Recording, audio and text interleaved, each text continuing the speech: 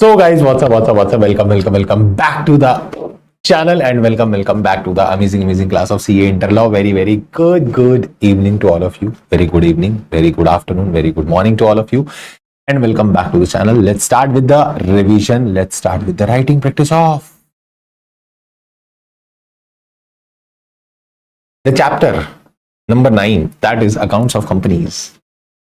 Chapter number 9, accounts of companies. फटाफट से video को कर दो लाइक, चैनल पे नए हो तो चैनल को कर देना सब्सक्राइब ताकि कोई भी चीज मिस आउट ना हो। एक बच्चा पूछ रहा है कि सर हमको नोट्स जो हैं वो कहाँ मिलेंगे? टेलीग्राम चैनल में मिलेंगे नोट्स तुमको। टेलीग्राम चैनल का लिंक मैं सोच रहा हूँ अब से क्लास में ना पिन कर दिया करूंगा। टेलीग्राम चैनल में जाओ, टेलीग्राम चैनल में आपको सारे नोट्स मिल जाएंगे। टेलीग्राम का जो लिंक है already it is there in the description box, but still चलो। Very good evening to all of you. Very good evening. Are you very good evening?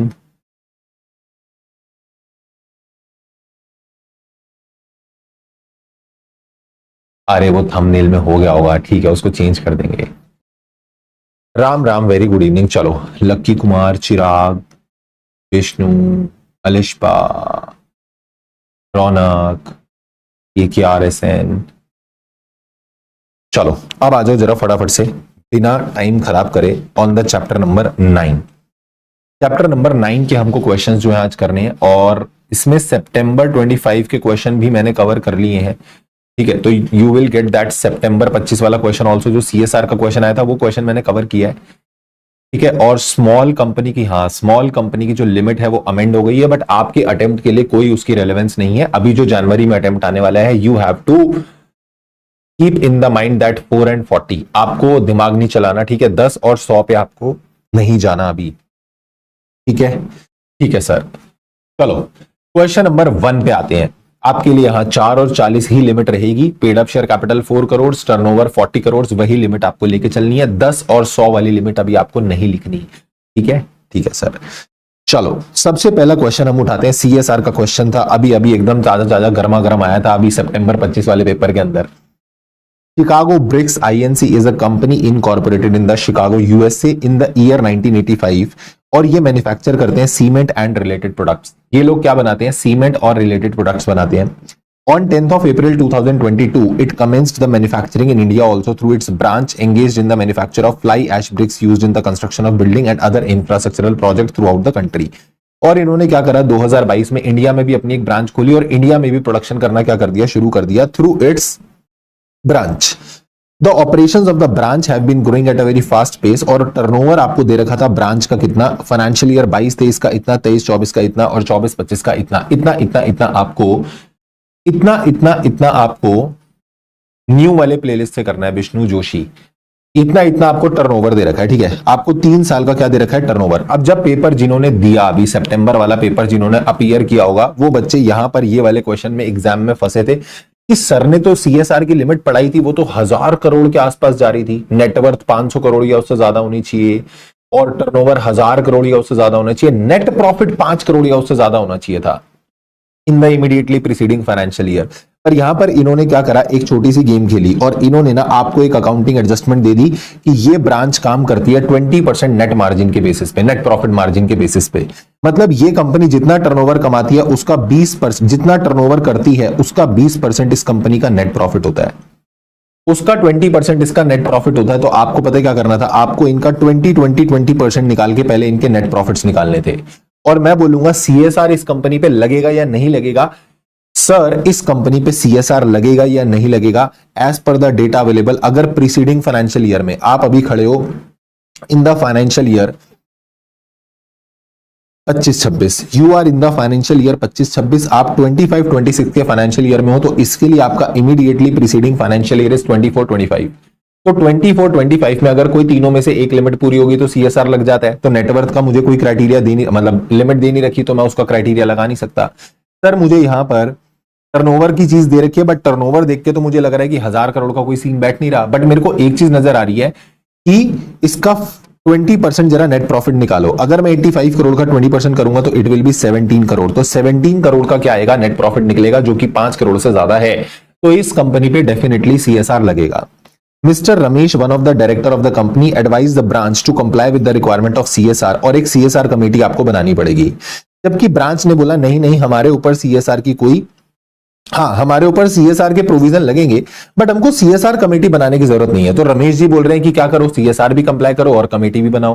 But branch बोल रही है नहीं, सीएसआर लगेगा वो हम मानते हैं बट कमेटी नहीं बनानी। आपको बताना है कि क्या सीएसआर लगेगा नहीं लगेगा, कमेटी बनेगी या नहीं बनेगी।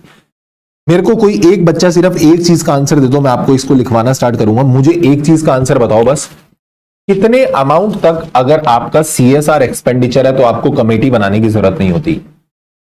अगर मेरा सीएसआर का खर्चा इतने अमाउंट तक है, इस अमाउंट से ऊपर मैं खर्चा नहीं कर रहा, उतने अमाउंट तक अगर मेरा सीएसआर का खर्चा है तो मुझे कमेटी बनाने की जरूरत नहीं है। वो अमाउंट कितना होता है? Very good, that amount is 50 lakh. ये अमाउंट ध्यान रखना, 50 लाख रुपए तक आपको तब सीएसआर लगेगा, तुम्हें खर्चा करना है। बट फिर वो 50 लाख रुपए तक का अगर आपका खर्चा है तो फिर वो खर्चा आपका कौन कर लेगा? Board of director. Then board of director will discharge the duties of the CSR committee. You need not to prepare any CSR committee separately. आपको कोई कॉन्स्टिट्यूट करने की जरूरत नहीं है कमेटी अलग से। ठीक है, ठीक है सर, आ जाओ, लिखो answer number 1। Write down answer number 1।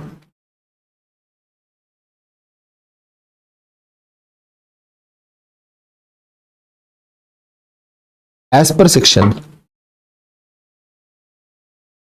135 of Companies Act 2013, as per section 135 of Companies Act 2013, every company having net worth equal to more than rupees 500 crore और turnover equal to more than rupees 1000 crore और net profit equal to more than rupees 5 crore in the immediately preceding financial year, in the immediately preceding financial year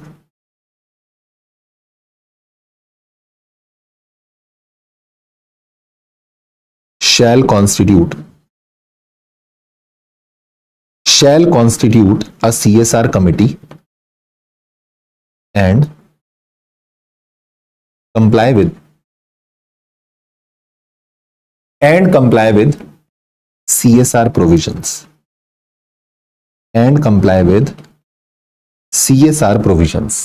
और आपको CSR provisions भी क्या करने पड़ेंगे? Comply करने पड़ेंगे।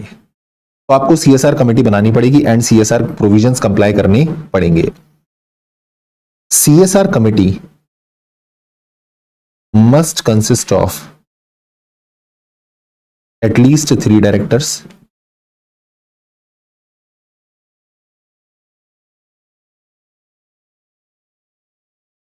Provided if there is a mandatory requirement to appoint independent director, if there is a mandatory requirement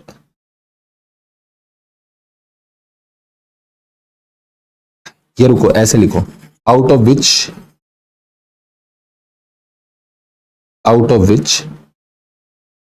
one director must be independent, one director must be independent। एक director कैसा होना चाहिए? इंडिपेंडेंट होना चाहिए। However,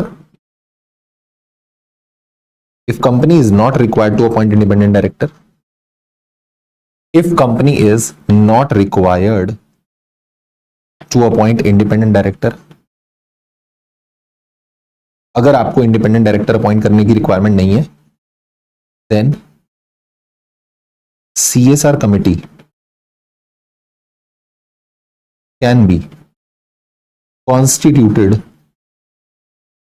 with 2 or more director. तो आप 2 या 2 से ज्यादा डायरेक्टर से कमेटी कॉन्स्टिट्यूट कर सकते हो। आगे लिखना, एज पर रूल्स का आप पूरा नाम लिख सकते हो यहां पे। कौन से रूल्स लिखोगे? Company accounts of company rules 2014।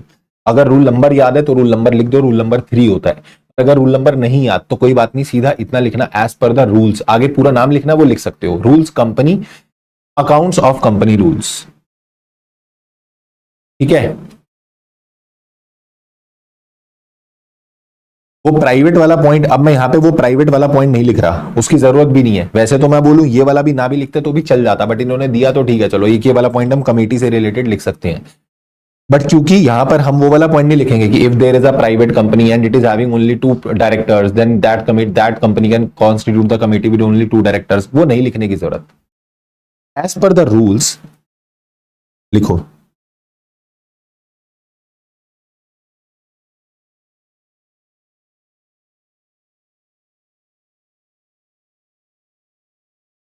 every company including its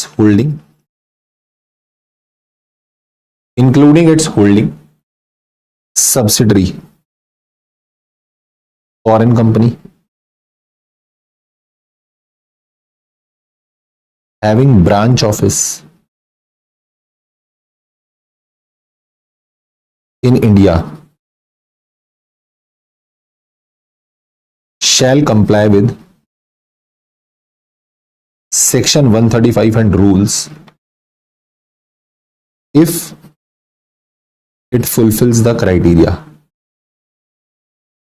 If it fulfills the criteria, अगर वो क्राइटेरिया फुलफिल करता है तो आपको आपके ऊपर भी सीएसआर लगेगा। अब ये नहीं कि तुम फॉरेन की कंपनी हुई तो शिकागो में इनकॉर्पोरेट हुई थी यूएसए में तो आपका ब्रांच इधर है, डजेंट मैटर। अगर ये ब्रांच के हिसाब से भी आपका क्राइटेरिया फुलफिल हो रहा है तो आपको सीएसआर कंप्लाई करना पड़ेगा।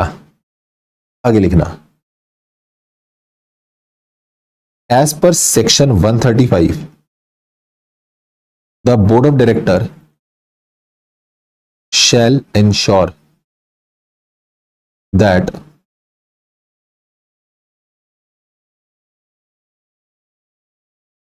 company must spend at least 2% of average net profits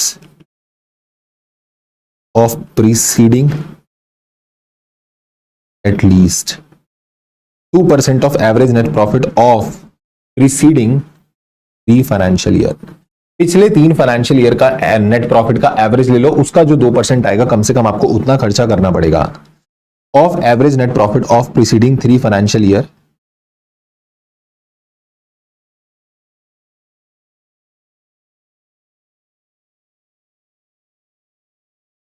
as CSR expenditure, as CSR expenditure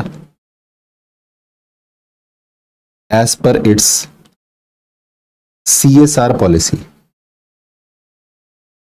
as per its CSR policy, अपनी CSR पॉलिसी के हिसाब से अपनी CSR पॉलिसी के हिसाब से आपको खर्च करना पड़ेगा। आगे लिखना, further it is also stated that if amount of CSR expenditure is up to 50 lakhs, then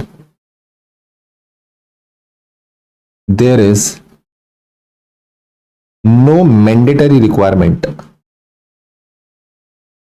then there is no mandatory requirement to constitute CSR committee. Then there is no mandatory requirement to constitute CSR committee. However, board of directors shall discharge the duties.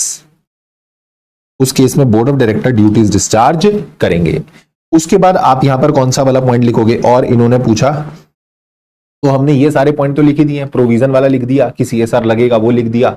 50 lakh वाला point लिख दिया, बस इतना ही relevance है अभी। तो इसके लिए, इसके अलावा आपको आगे ज्यादा और कुछ लिखने की जरूरत नहीं है। ठीक है, अब आ जाओ, as per the provisions given above,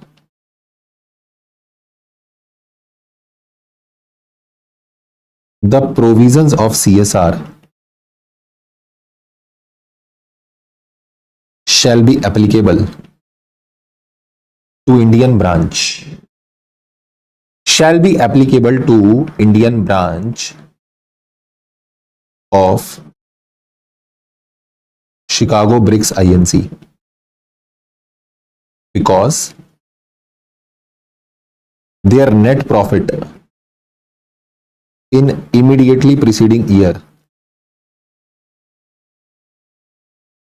in immediately preceding financial year, because just आपका पिछले वाले फाइनेंशियल ईयर में जो नेट प्रॉफिट है वो 5 करोड़ से ज्यादा है.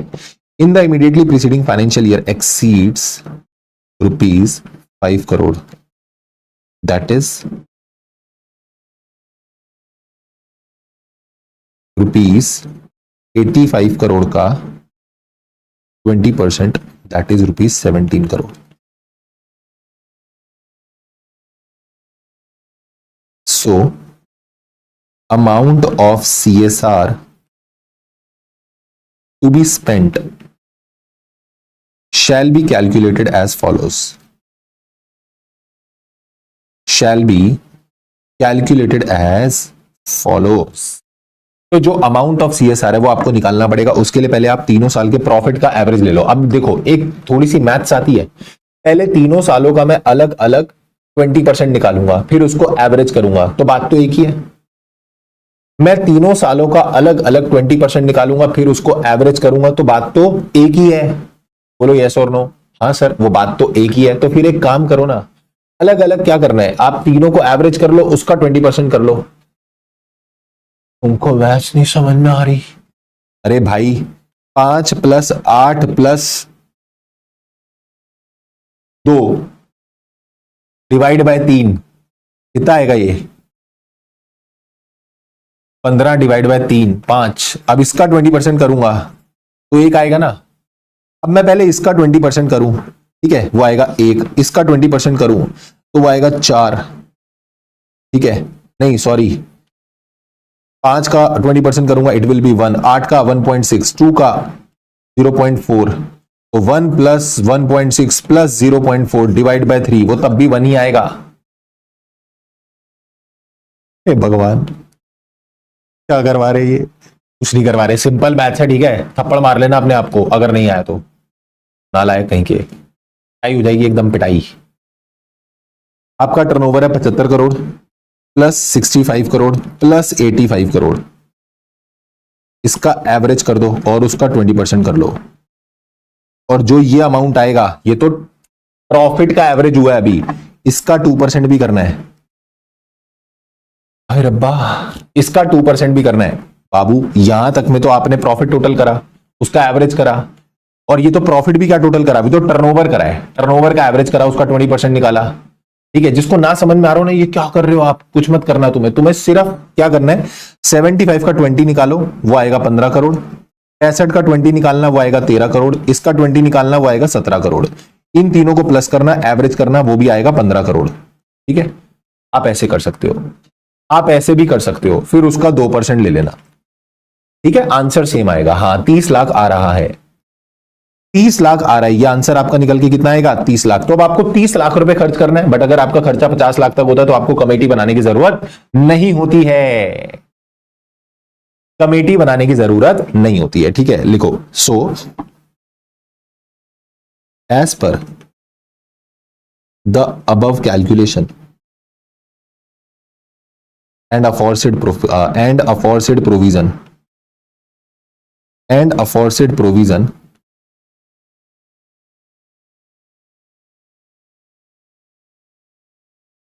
Indian branch of Chicago Bricks Inc. is not required to constitute CSR committee. To constitute a CSR committee because the amount is up to 50 lakhs. Because the amount is up to ₹50 lakh. बोलो yes or no. Is up to ₹50 lakh. CSR committee जो है वो आपको नहीं बनानी, क्योंकि amount आपका कितना है, अमाउंट आपका है अप टू 50 लाख रुपए। ठीक है सर। और लास्ट में हम लोग कंक्लूजन देंगे। लिखो कंक्लूजन, क्या लिखोगे? As the duties will be discharge by board of director, as the duties will be discharge by board of director. तो मिस्टर रमेश जी सही थे या ब्रांच सही थी? ब्रांच सही थी। मिस्टर रमेश जी सही नहीं थे। Yes Shivani, I will do it. Mister Ramesh ji सही नहीं थे, ब्रांच सही थी। लिखो सो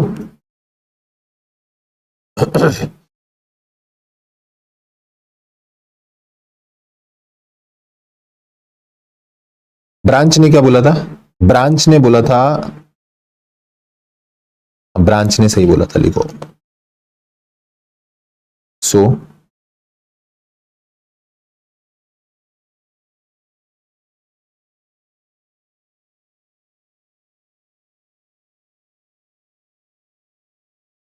क्वेश्चन देखो क्या पूछ रहा है। Considering the provision of companies act whether Chicago Bricks Inc is correct in view as to non applicability of formation of CSR. तो आपको लास्ट आंसर यही लिखना पड़ेगा। मैं वही देख रहा हूं यहां आंसर। देखो क्वेश्चन क्या पूछ रहा है कि शिकागो ब्रिक्स आईएनसी जो है, क्या उसका व्यू करेक्ट है कि उसके ऊपर सीएसआर एप्लीकेबल नहीं होगा? नहीं, नहीं, उसका ये व्यू करेक्ट नहीं है। So the view of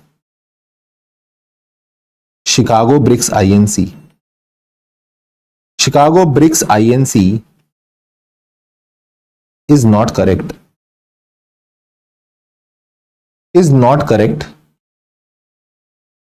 as to non applicability of, okay, got it, is not correct as to applicability of CSR committee। उस वाली कंपनी के हिसाब से ये कहना करेक्ट नहीं है कि हमारे ऊपर सीएसआर एप्लीकेबल होगा, क्योंकि वो एप्लीकेबल होगा इंडियन ब्रांच के ऊपर। इंडियन ब्रांच के डायरेक्टर उसे पूरा करेंगे। हाँ, यस। अब ठीक है, ये ठीक है।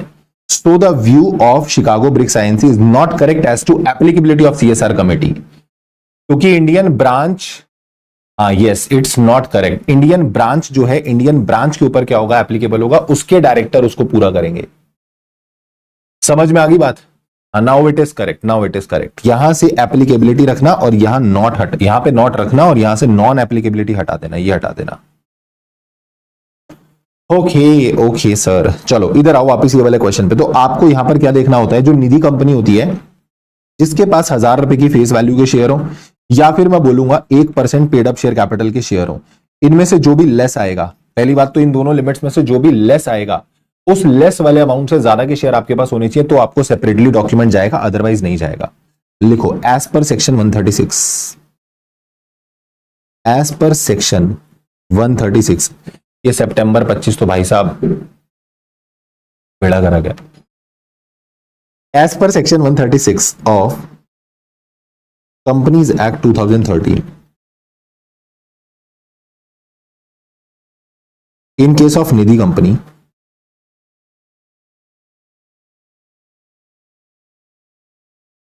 in case of Nidhi company,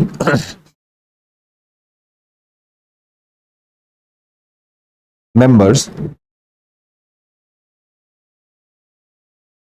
who holds individually or jointly, members who hold individually or jointly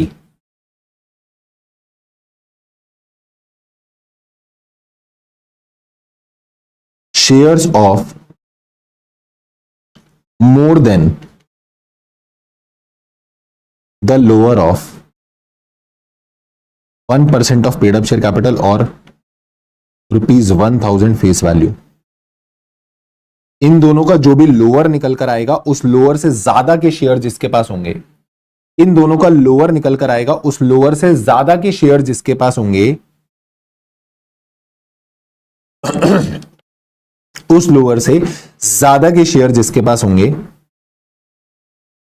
तो हम लिखेंगे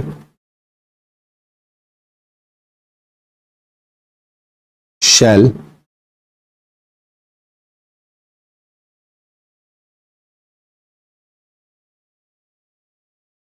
are required to be sent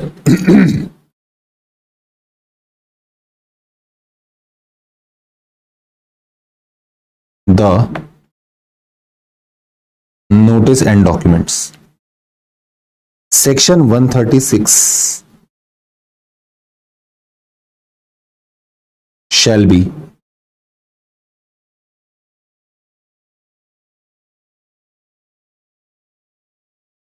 sufficiently complied. Section 136 shall be sufficiently complied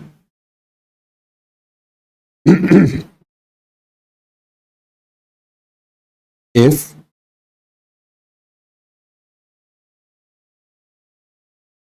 an intimation in newspaper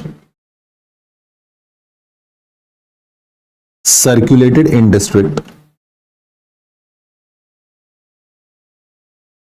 where registered office of company is located.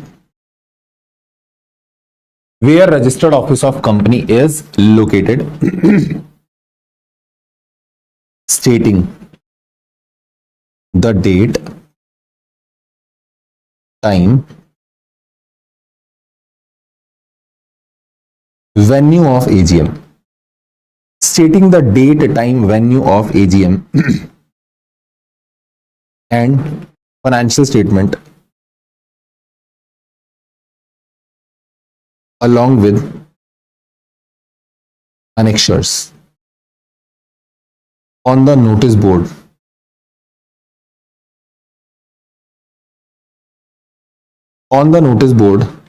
of company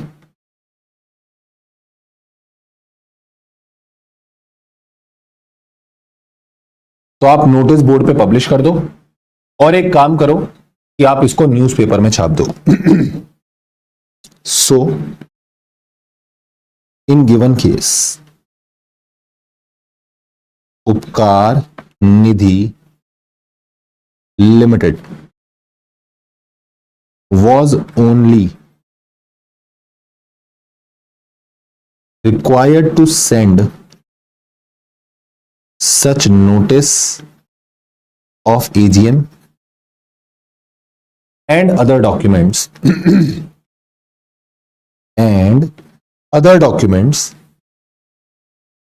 to members to following members. कौन से? अब एक चीज देखो, इसमें 4 लोग हैं. एक मेंबर जो इंडिविजुअली शेयर होल्ड करता है, फेस वैल्यू कितनी है उसकी? Face value is not 3800, it is ₹800. Face value is ₹800 और ये 0.16% of the total paid up share capital. तो इसको तो नहीं भेजने थे हमको, पर हमने फिर भी भेजा. 2 member jointly holding share, face value 1600 है. अमाउंट जो है 0.32% of the paid up share capital है. ये दोनों मिलकर कितना होल्ड करते हैं? 1600 रुपए के शेयर्स फेस वैल्यू वाइज, 1600 रुपए के शेयर फेस वैल्यू वाइज और 0.32% of the total paid up share capital. तो यहां पर आपको इनको भेजना था अलग से.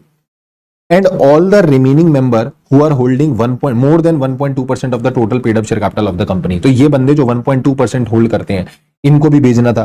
देखो ये वाला जो तीसरा वाला बंदा है, इसके पास 600 रुपए की फेस वैल्यू है और 0.12% है ना. इसके पास 1000 रुपए के शेयर्स हैं फेस वैल्यू वाइज, ना इसके पास 1% है. ऐसी पहले वाले केस में भी ना उसके पास 1000 रुपए की फेस वैल्यू के शेयर है, ना उसके पास 1% है. तो फर्स्ट और थर्ड वाले को अलग से नोटिस और ये डॉक्यूमेंट भेजने की जरूरत नहीं थी. इनके लिए आप क्या करो, न्यूज़पेपर में छाप दो और डिस्प्ले कर दो नोटिस बोर्ड पे. That is the sufficient compliance. But second और फोर्थ वाले बंदों को आपको अलग अलग से भेजना था, तो उनको आपको भेजना पड़ेगा. तो यहां पे सेकंड और फोर्थ वालों को मैं नाम लिखूंगा. एक तो the 2 members holding jointly shares of face value 1600 रुपए amounting to 0.32% of paid up share capital. और एक किसको भेजना था? फोर्थ वाले को. फोर्थ वाला कौन है? All remaining members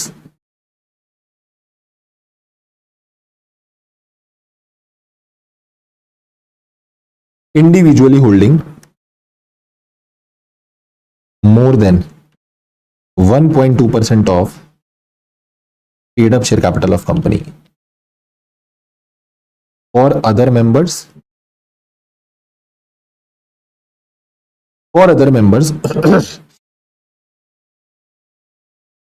it would be sufficient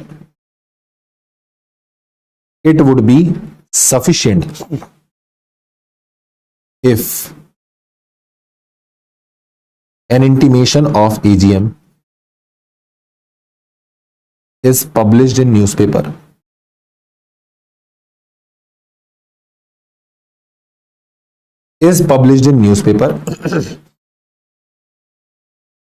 and displayed on notice board.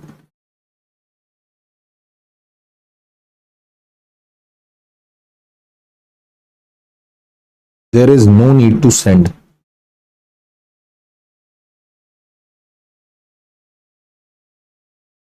the notice and documents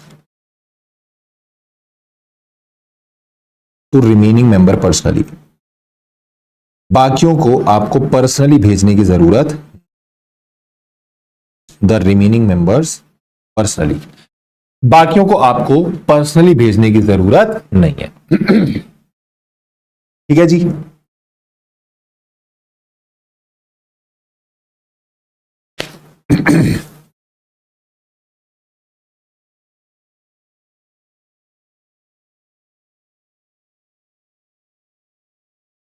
यहां पर एक लाइन थोड़ा सा और ऐसे लिखोगे,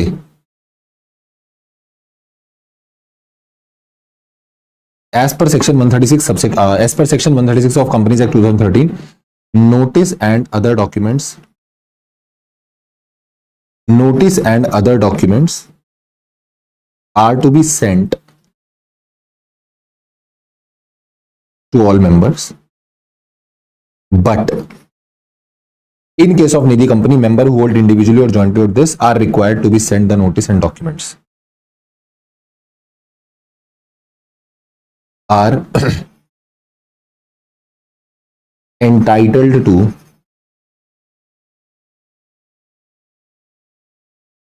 receive the notice and documents. ऐसे लिखो, ज्यादा बेटर रहेगा। Are entitled to receive the notice and documents.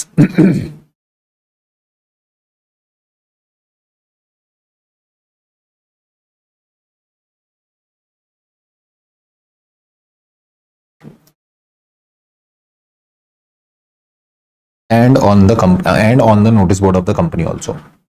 ये सारी चीजें आपको न्यूज़पेपर में छाप देनी है एंड कंपनी के नोटिस बोर्ड पर डाल देनी है, तो भी ठीक हो जाएगा। ठीक है।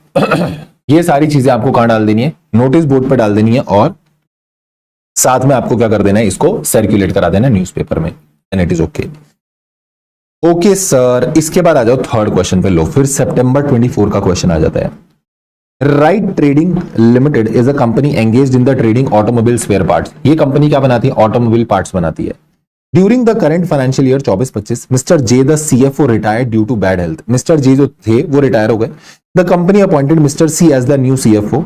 On the verification of the financial statement and statutory returns of the company, अब कंपनी के रिटर्न्स और डॉक्यूमेंट्स का वेरिफिकेशन हुआ, तो ये पता लगा कि फाइनेंशियल स्टेटमेंट्स हमको 21-22 के रिवाइज करने पड़ेंगे। 2024-25 आपका करंट फाइनेंशियल ईयर चल रहा है, तो इसके पिछले तीन फाइनेंशियल ईयर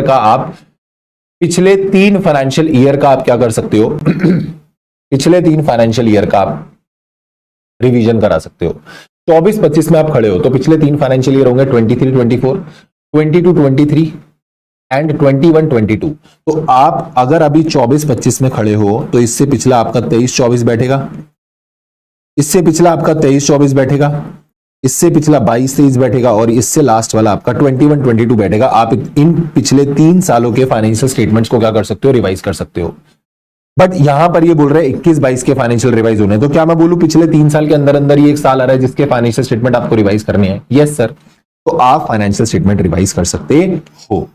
तो वो आपसे पूछ रहा है बताओ क्या हम रिवीजन कर सकते हैं? यस, हम रिवीजन कर सकते हैं। लिखो answer. As per section 131 of companies act 2013, if it appears to board of director, अगर बोर्ड ऑफ डायरेक्टर को ऐसा लगता है, if it appears to board of director that financial statement of company do not comply with section 129, इसके section तुम्हें याद करने पड़ेंगे। फाइनेंशियल स्टेटमेंट 129 को कंप्लाई नहीं करता and board report of company do not comply with section 134। Sir भी paper में ऐसे ऐसे करके आ सकते हैं? नहीं, फिर इंस्टीट्यूट भी ना ऐसे ऐसे करके आ सकता है, ठीक है, तो ऐसे नहीं करना। बोर्ड ऑफ डायरेक्टर क्या करेगा, बोर्ड ऑफ डायरेक्टर बोल रहा हूं, बोर्ड रिपोर्ट जो होगी वो कंप्लाई नहीं कर रही सेक्शन 134 को, देन दे में प्रिपेयर रिवाइज्ड फाइनेंशियल स्टेटमेंट और board report for any of 3 preceding financial year. ये इंपॉर्टेंट है बस, और any of the 3 preceding financial year, पिछले 3 फाइनेंशियल ईयर में से किसी भी एक साल के अगर फाइनेंशियल ईयर के आपको स्टेटमेंट्स को रिवाइज करना है या बोर्ड रिपोर्ट को रिवाइज करना है तो आप कर सकते हो। Any of the 3 preceding financial year after obtaining approval of NCLT, after obtaining approval of NCLT, NCLT से अप्रूवल लेने के बाद, on an application made by company to NCLT within 14 days of passing BR, जिस दिन BR पास हुआ वहां से 14 दिन के अंदर अंदर आपको एप्लीकेशन डालनी पड़ेगी और उसके बाद NCLT आपको अप्रूवल देगा, और अगर NCLT आपको अप्रूवल दे देगा तो फिर आप रिवीजन कर सकते हो। Copy of certified copy of order of NCLT shall be filed with ROC, आपको इसकी कॉपी ROC को फाइल करनी पड़ेगी within 30 days of order.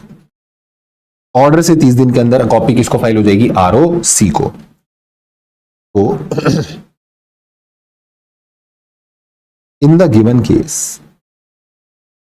Given case ये जो मिस्टर सी ने एडवाइस करा है कि फाइनेंशियल स्टेटमेंट रिवाइज करते हैं, बताओ क्या ऐसा कंपनी कर सकती है नहीं कर सकती, तो हम बोलेंगे yes. In the given case mister C advised the board of director of company, mister C advised the board of director of the company to revise the financial statement for financial year 21-22, the board of director can do so। ये important है क्योंकि यही answer है। क्या board of director ऐसा कर सकते हैं? हाँ, the board of director can do so as the said financial statements are related to period falling in immediately preceding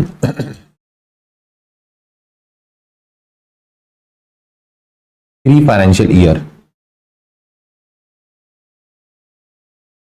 immediately preceding 3 financial year by obtaining approval of NCLT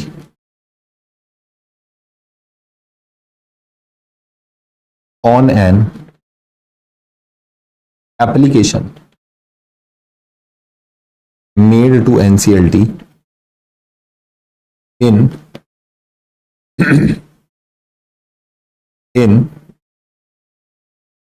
form number NCLT 1। Tanish ऐसा हर question में भी जरूरी नहीं होता, अगर नहीं भी है तो ठीक है, it's okay, but that depends upon the question की कैसा रहेगा।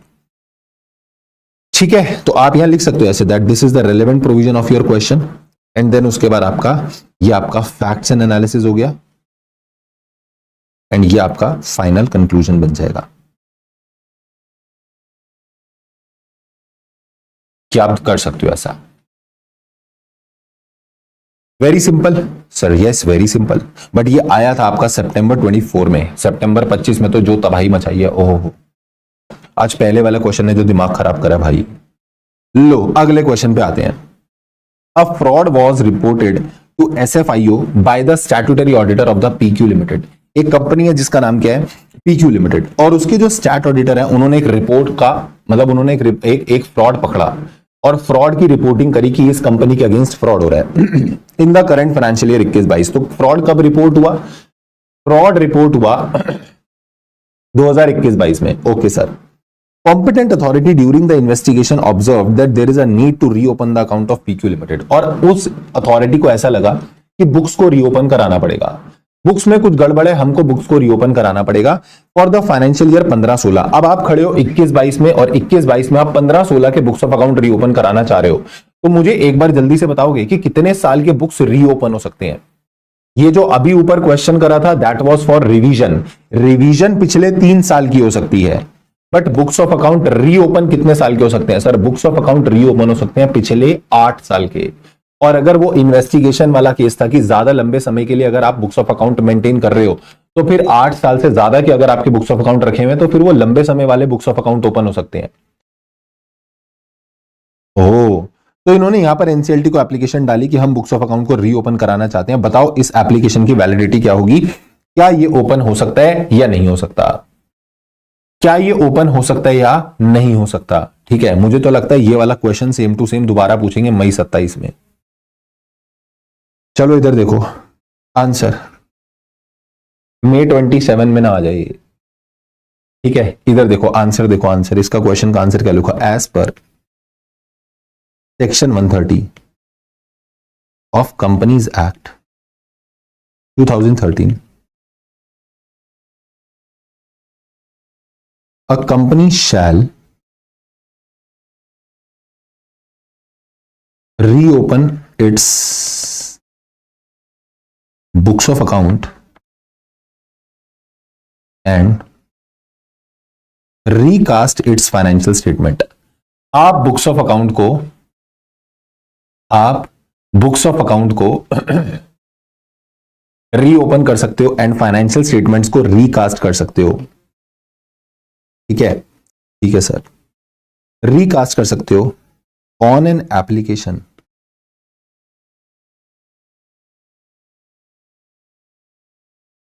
Made by CG,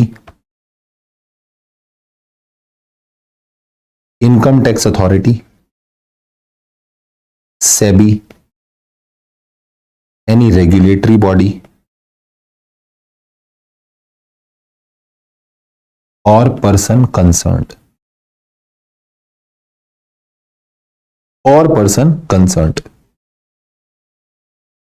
to NCLT on the grounds. कौन से ग्राउंड पे एप्लीकेशन लगती है, ऑन द ग्राउंड्स दैट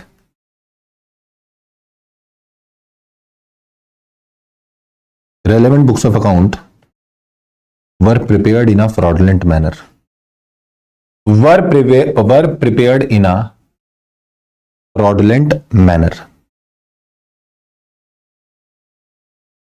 शैल आएगा, शैल इसलिए आएगा क्योंकि यहां पर शैल इसलिए भी लिख रहे हो क्योंकि अगर इन्होंने एप्लीकेशन डाली, एनसीएलटी ने ऑर्डर दे दिया, तो एनसीएलटी के ऑर्डर पे फिर आपको ये लोग एनसीएलटी के ये लोग एप्लीकेशन डालेंगे, ये लोग एप्लीकेशन डालेंगे एनसीएलटी को, एनसीएलटी ने ऑर्डर दे दिया तो आपके बुक्स ऑफ अकाउंट रीओपन होंगे ही होंगे। ओहो, फ्रॉडुलेंट मैनर या फिर और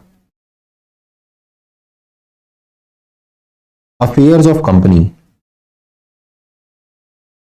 were mismanaged, affairs of company were mismanaged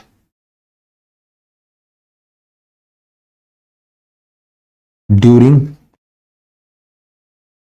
relevant period and it cast a doubt on reliability of financial statement, on reliability of financial statement, और जिससे फाइनेंशियल स्टेटमेंट की reliability पे डाउट आ रहा है कि तुमने गड़बड़ की हुई है। The order can be made by NCLT for reopening of books of account और maximum to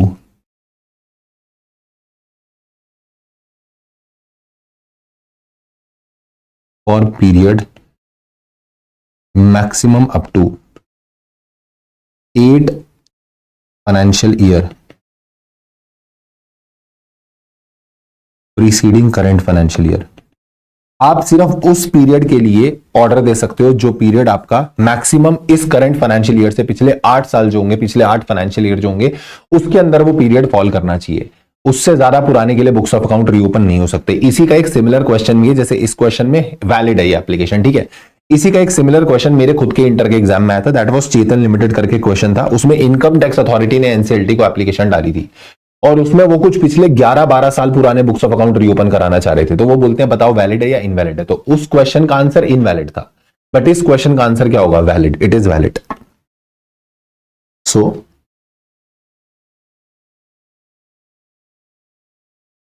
in the given case, the application is filed by SFIO,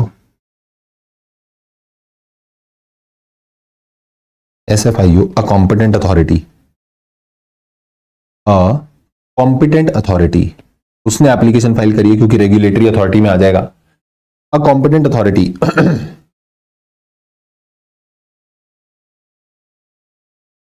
along with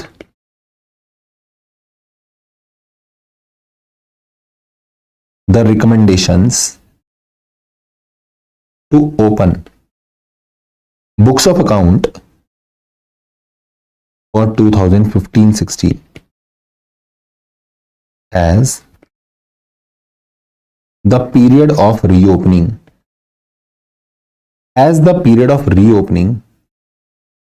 falls in 8 financial year preceding the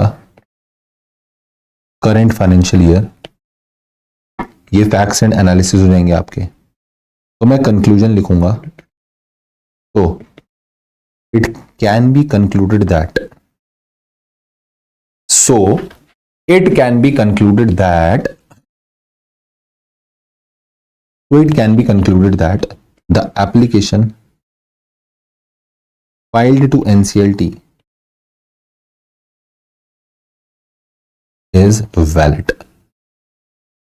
जो आपकी application है वो क्या है? Valid है। The application filed to NCLT is valid, right? The application filed to NCLT is absolutely valid। जल्दी से बोलेंगे डन डनाडन डन, फटाफट से बोलेंगे डन डनाडन डन। जल्दी से बोलते हैं, फटाफट से बोल देते हैं डन। राइट राइट सर, चले आगे।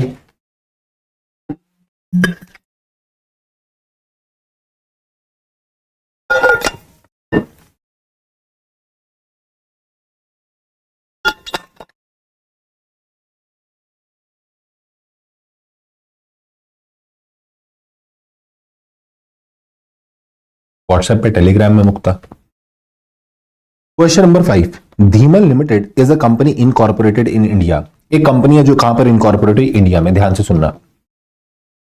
धीमल limited is a leading manufacturer of sports shoes. It has many subsidiary, और इसकी एक सब्सिडरी है जिसका नाम है best shoes limited, which is based in Morocco. जो कहां बेस्ड है? मोरक्को में। Dhimal Limited is in the process of finalization of consolidated financial statement of the company for the year ended 31st March 2022। ये जो धीमल limited है, ये जो company धीमल limited है, ये धीमल लिमिटेड अपना books of account financial statement finalise कर रही थी। तो बाहर के जो इनके सब्सिडरीज के फाइनेंशियल स्टेटमेंट है उसको इनको अपने साथ कंसोलिडेट करना था।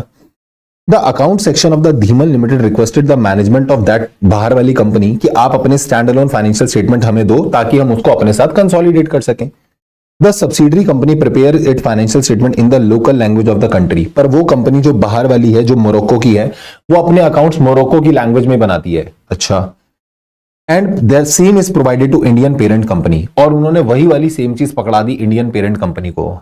यार ऐसे थोड़ी होता है, यार ऐसे थोड़ी होता है। बाहर वाली कंपनी ने अपने वही वाले अकाउंट हमें यहां पकड़ा दिए, तो भैया इसको ट्रांसलेट करके देना था आपको इंग्लिश में।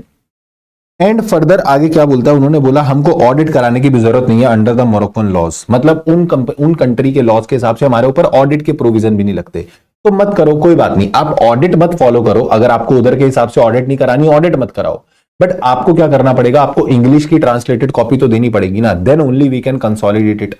हम अपनी वेबसाइट पे, धीमन लिमिटेड इधर की कंपनी है, तो ये कंपनी क्या बोल रही है, हम अपनी वेबसाइट पे फाइनेंशियल स्टेटमेंट डालेंगे, बट अगर आप क्या करोगे, अगर आप ऐसे वो वाले लैंग्वेज में दोगे तो इधर वाला कोई बंदा तो समझ ही नहीं पाएगा, तो आपको कम से कम एटलीस्ट उसकी translated copy in the English यहां पे देनी पड़ेगी। एंड सेकंड चीज की, अगर ऑडिट नहीं करानी तो कोई बात नहीं, अनऑडिटेड दे दो, वो चलेगा, हम अनऑडिटेड वाले ही साथ में अटैच करके डाल देंगे, कोई दिक्कत वाली बात नहीं है। तो लिखो as per the relevant provision of section 137, क्योंकि ये सारी कहानी प्रोवाइजो वगैरह में दे रखी है। अब तुम्हें प्रोवाइजो नंबर नहीं याद तो सीधा ऐसे लिख देना, एज पर सेक्शन 137 या as per the relevant provision of companies act, या as per the relevant provisions of section 137। As per the relevant provision of section 137 a company shall along with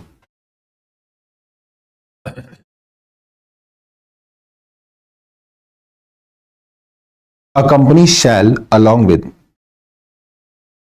its financial statement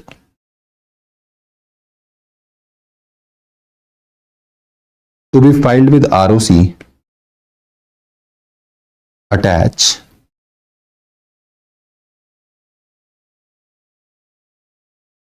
the accounts of subsidiary or subsidiaries which are incorporated outside India,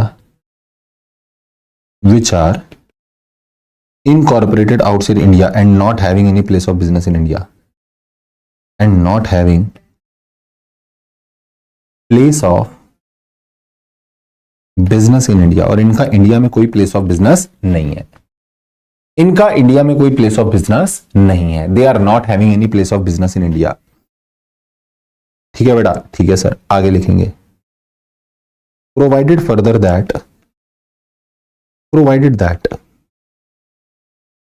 if such foreign subsidiary is not required to get its financial statement audited as per law of country of incorporation, then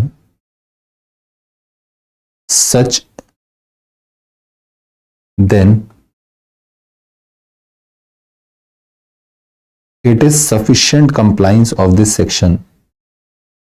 It is sufficient compliance of this section if Indian company files such unaudited financial statement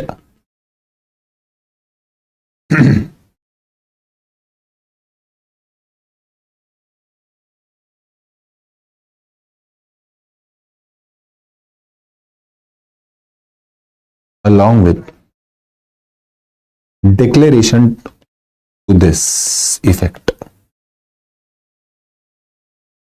However,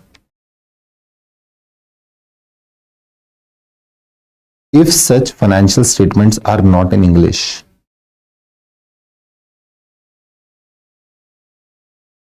then translated copy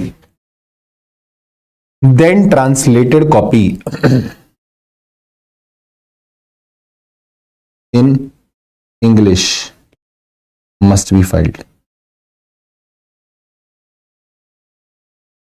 Then translated copy in English must be filed. तो आपकी translated copy English में क्या होनी चाहिए, file होनी चाहिए। In case of Dhiman limited,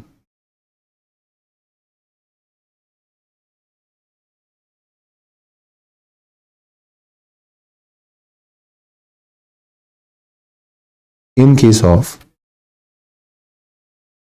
Dhiman limited, Dhiman limited के case में क्या होगा लिखना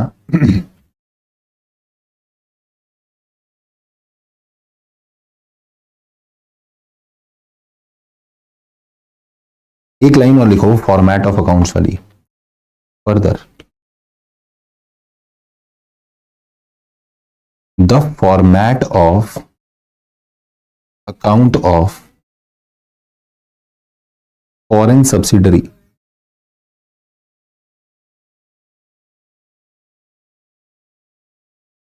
must be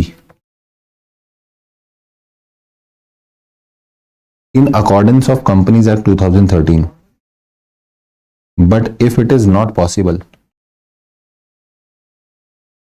पर अगर ये पॉसिबल नहीं है, उनका फॉर्मेट हमारे फॉर्मेट के हिसाब से नहीं है,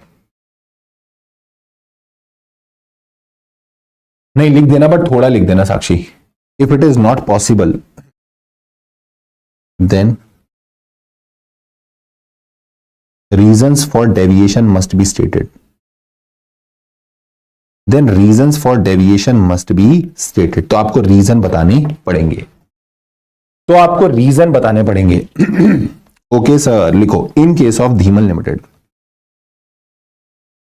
in case of Dhiman limited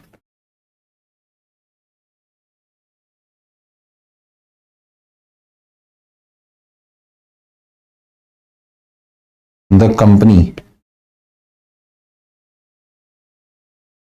is required to get the financial statement of Best Shoes Limited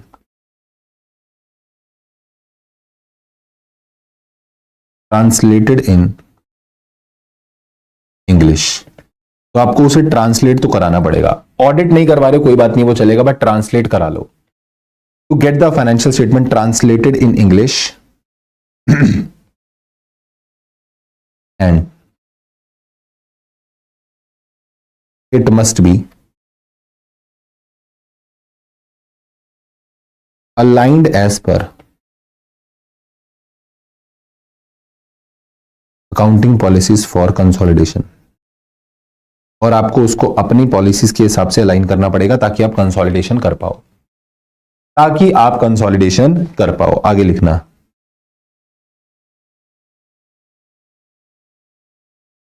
further if best shoes limited is not required to get its account audited, is not required to get its financial statement audited, then it will be sufficient compliance, then it will be sufficient compliance if, then it will be sufficient compliance if Dhieman Limited files such unaudited financial statement। Dhieman Limited files the translated English copy of such unaudited financial statement, of such unaudited financial statement। उसकी आप क्या कर दो, उसकी आप translated को, English में तो होना चाहिए ना, ऑडिट नहीं है कोई बात नहीं चलेगा।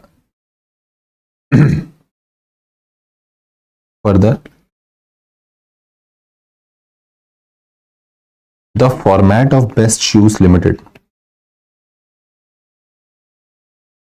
must be as per Companies Act 2013, but if not possible,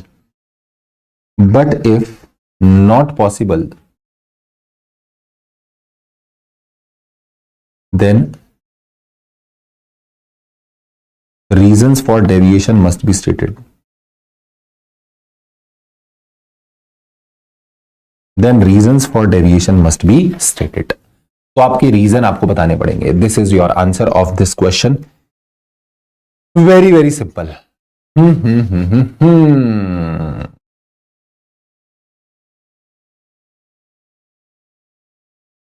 done डना done done, yes sir, done डना डन डन। क्या हमको बात समझ में आ गई है? यस सर, हमको बात समझ में आ गई है।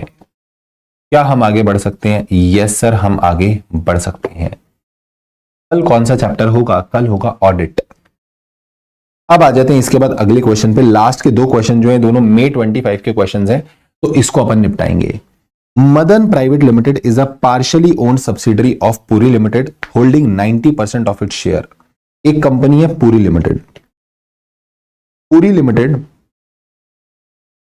पुरी लिमिटेड जो है वो मदन के 90% शेयर होल्ड करती है, यानी मदन इसकी सब्सिडरी है बट होली ओन्ड नहीं है, क्योंकि पूरी लिमिटेड जो होल्डिंग कंपनी है उसके पास 90% शेयर्स हैं, सिर्फ उसके पास 90% शेयर्स हैं। The company does not have any listed security. ये किस कंपनी की बात हो रही है? मदन प्राइवेट लिमिटेड की। मदन प्राइवेट लिमिटेड की कोई सिक्योरिटी लिस्टेड नहीं है, in the process of listing भी नहीं है। पूरी लिमिटेड जो होल्डिंग कंपनी है उसने फाइनेंशियल स्टेटमेंट कंसोलिडेट करके और अपने फाइनेंशियल स्टेटमेंट फाइल कर दिए हैं। Is Madan private limited required to prepare its own consolidated financial statement? क्या इनको भी अपने कंसोलिडेटेड फाइनेंशियल स्टेटमेंट्स बनाने पड़ेंगे? What are the required condition for the same? आपको बताना है कंडीशंस क्या होती हैं। और अगर मान लो कि मदन प्राइवेट लिमिटेड की सिक्योरिटी लिस्टेड होती तो फिर क्या वो चीज मैटर करती? फिर क्या आपका आंसर डिफरेंट होता? तो हम लिखेंगे कि इनको अलग से कंसोलिडेटेड फाइनेंशियल स्टेटमेंट्स बनाने की जरूरत नहीं है, अगर वो तीन कंडीशन पूरी हो जाती हैं। ये पार्शियली ओन्ड सब्सिडरी है, अपने बाकी बचे हुए मेंबर से राइटिंग में और नो ऑब्जेक्शन ले लें कि हम सीएफएस नहीं बना रहे, ये कंपनी लिस्टेड नहीं होनी चाहिए और प्रोसेस ऑफ लिस्टिंग में भी नहीं होनी चाहिए, और तीसरी बात यहां पर क्या आती है कि आपकी जो इंटरमीडिएट होल्डिंग है या अल्टीमेट होल्डिंग कंपनी है उसने सीएफएस बना के फाइल कर दी है।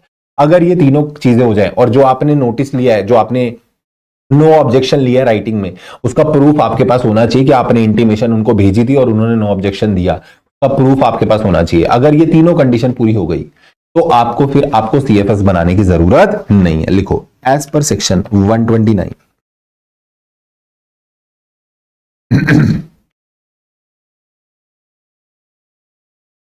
where a company has one or more subsidiaries or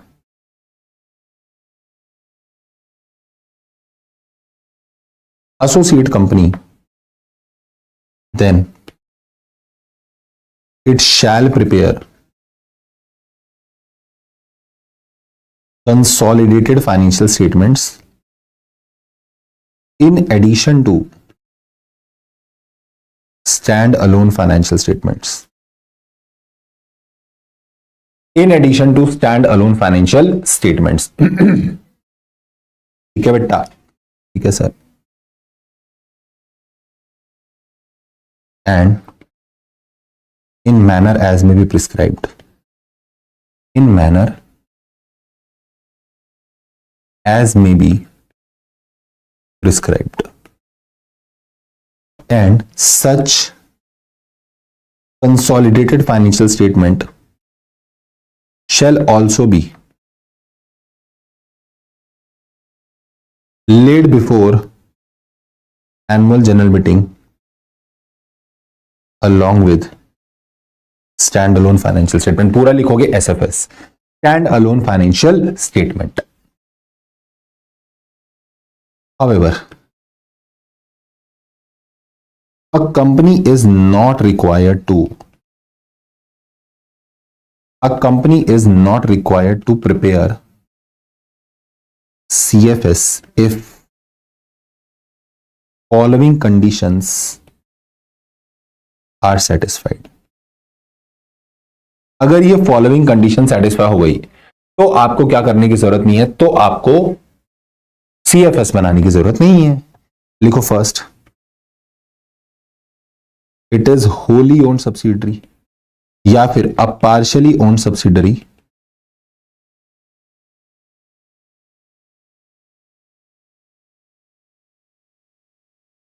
and all its other members were intimated in writing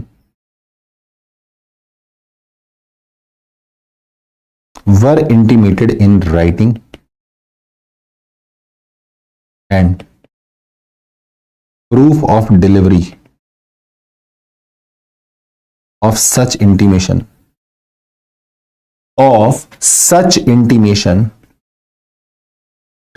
must be available with the company. Company के पास वो प्रूफ होना चाहिए. must be available with the company. That proof must be available with the company.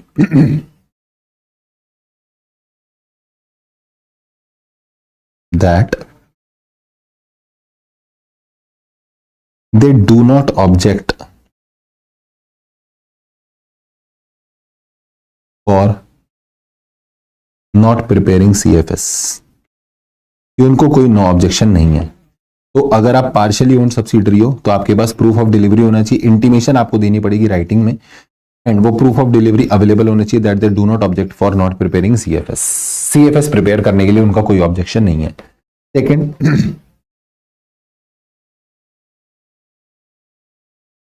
such companies securities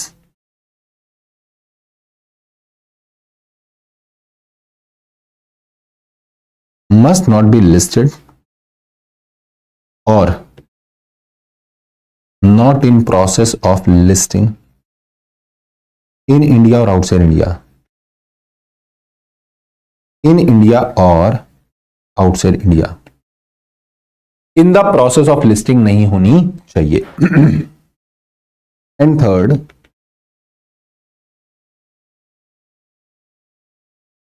its ultimate holding or intermediate holding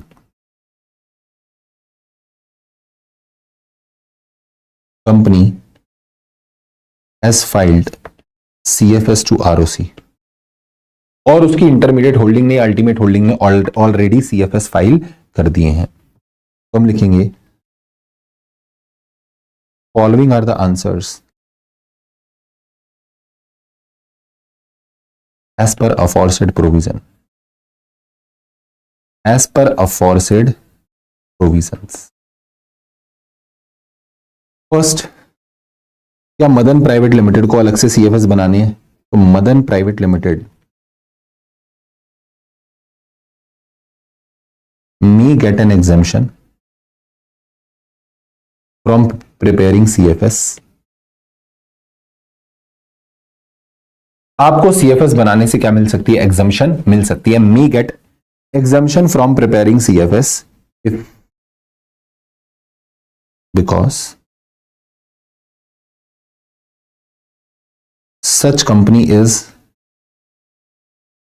partially owned subsidiary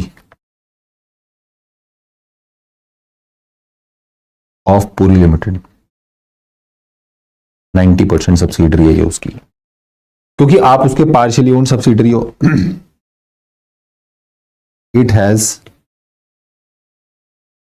not listed any of it security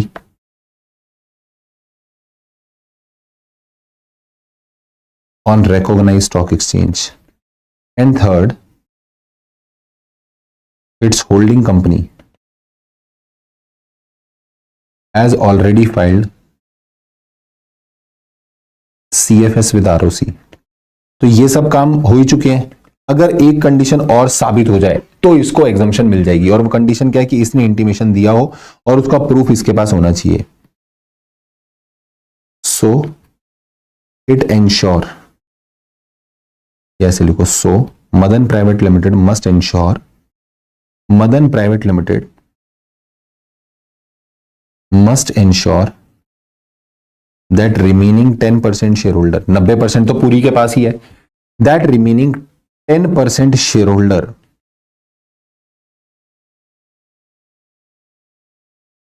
were informed in writing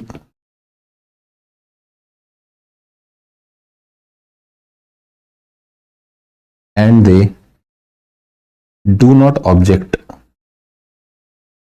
for not preparing CFS. For not preparing CFS, and proof of intimation is available with the company. And proof of intimation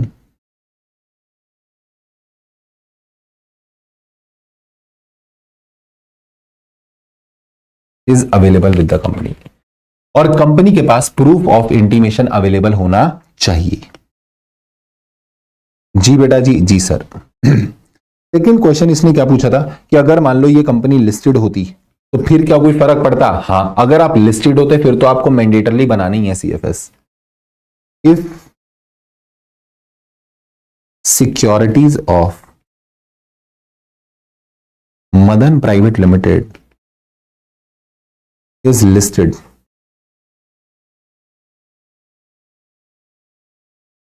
on recognized stock exchange in India,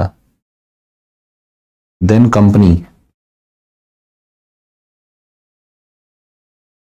will not get exemption from preparing CFS. From preparing CFS and as per applicable provision, company is required to prepare CFS. Company को CFS बनाने पड़ेंगे. It is mandatory for the company that company shall prepare the consolidated financial statement. Company को CFS बनाने ही पड़ेंगे. ओहो चले आगे. चलो sir. And this is the last question. XYZ limited एक अकाउंटिंग सॉफ्टवेयर यूज करती है for recording its financial state transaction. The stat auditor ने कुछ ऑडिटिंग करते समय गलतियां पकड़ी. कुछ जनरल एंट्रीज जो थी उनको ऑल्टर किया गया, यानी कुछ जनरल एंट्रीज को चेंज किया गया है. फॉर ऑल सच चेंजेस कुछ एडिट लॉग्स दिखे उसे. The audit trail feature was disabled for certain modules. Like आपके सॉफ्टवेयर में जो इन्वेंट्री एडजस्टमेंट का मॉड्यूल था, इंटर कंपनी ट्रांजेक्शंस का जो मॉड्यूल था, मतलब ऐसे समझ लो उसके जो लेजर्स बने हुए थे, उसकी जो चीजें डल रही थी सॉफ्टवेयर में, एंट्री डल रही थी, उस पर ऑडिट ट्रेल का फीचर था ही नहीं, क्योंकि उसमें घपलेबाजी चल रही थी और आपने ऑडिट ट्रेल वहां पे छुपा रखा था, मतलब डिसेबल कर रखा था. आपको बताना है कि audit trail and edit log requirements क्या होती हैं और बैकअप आपको कब मेंटेन करना है. तो it is very simple question. मैं बोलूंगा it is very simple question. Answer लिखेंगे as per section 128 of Companies Act 2013. A company is allowed to maintain books of account in E mode. ये section allow करता है आप books of account E mode में बना सकते हो.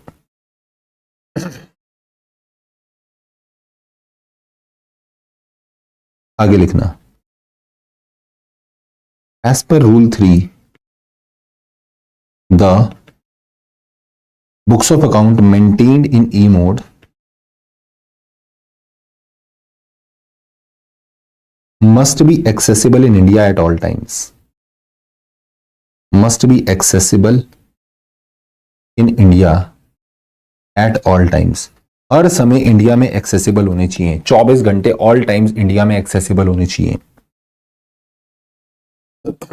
आगे लिखना. फर्स्ट पॉइंट क्या बोलता है? Audit trail and edit log. Audit trail and edit log.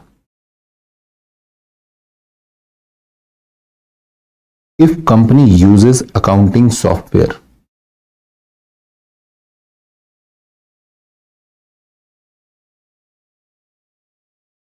for preparing books of account, then for financial year starting, date याद है इसकी, ऑन और आफ्टर 1 अप्रैल 2023, 1 अप्रैल 2023 को या उसके बाद से अमेंडमेंट थी. Every company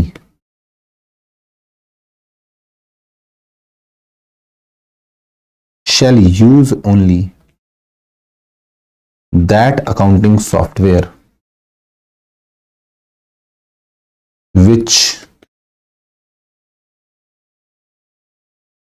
has audit trail facility for all transactions.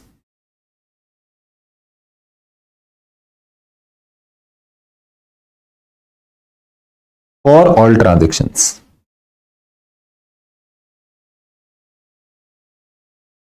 Such facility must create edit log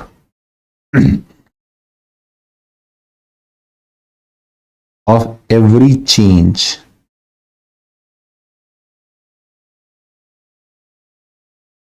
made in the books of account along with date of change, along with date of change,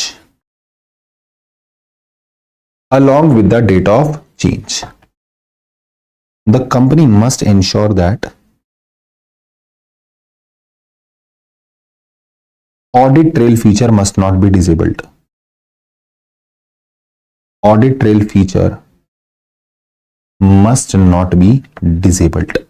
ये disabled नहीं होना चाहिए. The audit trail feature must not be disabled. कभी भी ये disable नहीं होगा. आगे लिखना. Further there must B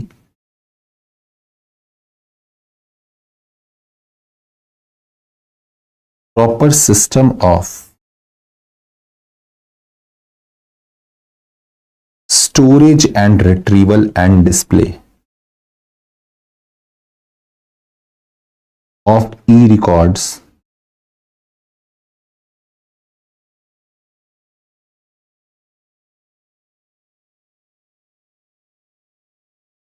and that must not be disposed unless permitted by law. Law तुम्हें परमिट करता है 8 साल बाद हटा सकते हो, तो 8 साल बाद हटाना, पहले डिस्पोज ऑफ मत करना. आप बुक्स ऑफ अकाउंट कितने साल बाद हटा सकते हो? 8 साल बाद. तो 8, जैसे इस फाइनेंशियल ईयर के बुक्स ऑफ अकाउंट बने तो आपके पास 8 साल के बुक्स ऑफ अकाउंट होने चाहिए. तो लॉ जब तुम्हें परमिट करेगा उसके बाद हटाना, उससे पहले आप नहीं हटा सकते. तो हम बोलेंगे XYZ limited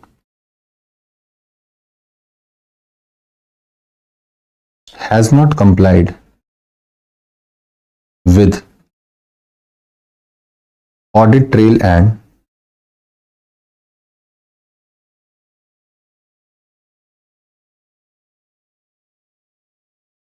edit log requirements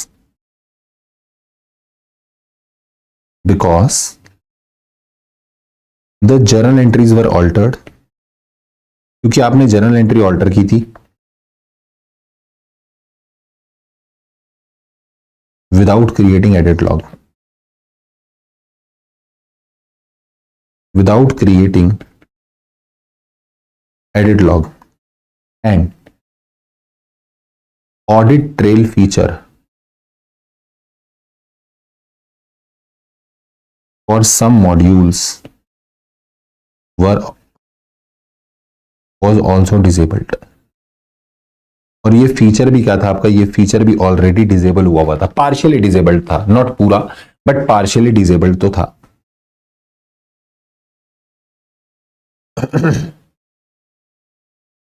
so XYZ limited must ensure compliance with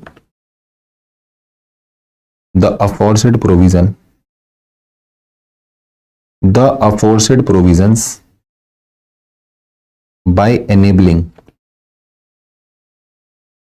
edit log for all entries and for all modules. For all entries and for all modules. और दूसरा क्वेश्चन इसने क्या पूछा था? Backup of books of account है ना. Second question they have asked for backup of books of account. तो लिखो backup. As per rule 3 the backup of books of account in E mode, maintained in E mode,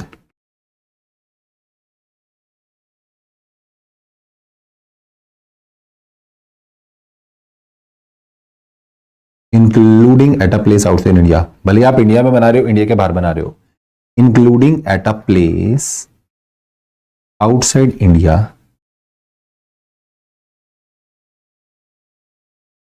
shall be kept at servers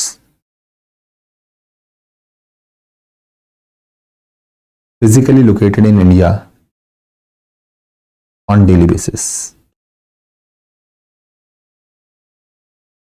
On daily basis, daily basis पे आपको ये maintain करना होता है. This daily is very important, इसको highlight कर देना कि डेली बेसिस पे सर्वर मेंटेन होना चाहिए. डेली वाले पे एमसीक्यू भी पूछ सकते हैं कि ये डेली बेसिस पे मेंटेन होगा या क्वार्टरली मेंटेन होगा या कैसे. इस पे एमसीक्यू आ सकता है, मैं बता रहा हूं. ठीक है, डेली बेसिस पे मेंटेन होगा. सो the issues raised by statutory auditor of XYZ Limited is correct for the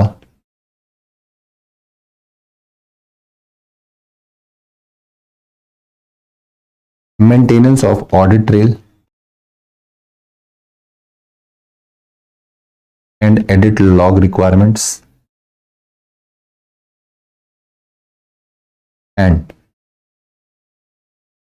backup of books of account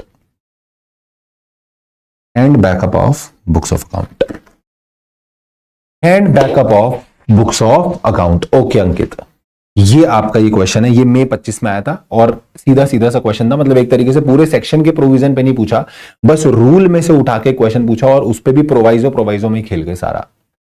this was your question number, last question, question number 7 of the accounts of the company. But मैं बोलूंगा एक चीज जरूर करना. अब ये वाले question तुमने मेरे साथ लिख के कर लिए हैं, बट इसके बाद ना जो मई 25 वाली जो रिवीजन थी ना, मई 25 वाला जो राइटिंग प्रैक्टिस था, उसका आप एक काम जरूर करना प्लीज. क्या? यस, मैं हाइपरलिंक बना दूंगा. ओके, एक काम जरूर करना बस प्लीज. एक काम क्या करोगे? एक काम जरूर करना कि जो मई 25 वाले अकाउंट्स के क्वेश्चन थे ना, उसे जरूर करना. ठीक है, that is very much important. उसके अंदर सीएसआर के कुछ पुराने क्वेश्चन डिस्कस्ड हैं. ठीक है, एक दो क्वेश्चन जो जैसे फाइनेंशियल स्टेटमेंट भेजने वाला क्वेश्चन है, वो एक सन लिमिटेड वाला क्वेश्चन है, वो इंपॉर्टेंट है, आ सकता है वो वाला क्वेश्चन अभी वाले अटेम्प्ट में, तो वो जरूर देख लेना एक बारी. ठीक है, मई 25 वाले में उसकी पीडीएफ भले निकाल के देख लेना, उससे क्वेश्चन आपको लिंक हो जाएंगे वहां पे. ठीक है, तो आपका क्या बोलते हैं, वो वाले क्वेश्चन जरूर एक बार देखना जो मई 25 वाले थे. जो सितंबर 25 वाले थे उसमें भी इक्का दुक्का कोई क्वेश्चन रहेगा, बट मई 25 वाले तो मैं बोल रहा हूं जरूर कर लेना. ठीक है, और सितंबर 25 वाले में से मैं 2 क्वेश्चन जो तुमको टेलीग्राम में डाल के दूंगा वो मैं दे दूंगा इसके अंदर, वो मैं तुमको टेलीग्राम के अंदर डाल के दे दूंगा. आज जो तुम सेल्फ प्रैक्टिस करोगे उसमें 2 क्वेश्चन मैं तुमको दूंगा, तो वो मैं सितंबर 25 वाली जो मैंने राइटिंग प्रैक्टिस कराई थी उसमें से निकाल के दे दूंगा.